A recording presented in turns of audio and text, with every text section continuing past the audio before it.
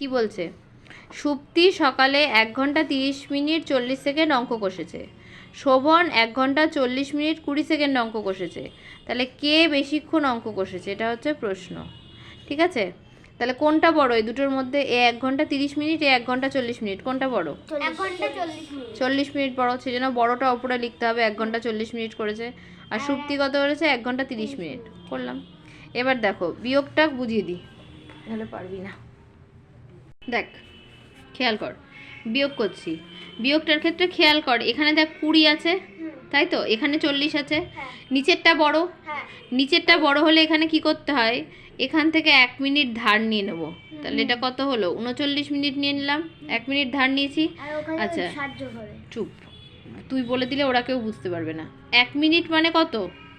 60 second, তাই তো? তাহলে এই 60 সেকেন্ডটা কি করব? এখানে এসে যোগ করে দেবো। তাহলে 20-র সাথে আমি এখানে 60 যোগ করছি। ঠিক আছে, কেন যোগ করলাম? কেন কি এই যে 1 মিনিট নিয়েছি, এখানে 1 মিনিটটা 60 সেকেন্ডটা এখানে যোগ করে দিলাম। বোঝা গেল? আচ্ছা, যোগ করলে কত হয়? এখানে আসলে 0, আর এই দুটোকে যোগ করলে কত হয়? 8। বোঝা গেল? 80। তাহলে এবার এই 40-এর থেকে 80 বড় হয়েছে, তাহলে এবার বিয়োগ করতে পারবো। তাহলে এখানে 0 0 0, 4 থেকে 8 ক ঘর? 4 ঘর। বোঝা গেল? এবার দেখ 30, এটা 39, এটা বড় আছে, তাহলে কোনো অসুবিধা নেই। কত হবে? 9। তাহলে 9 মিনিট 40 সেকেন্ড।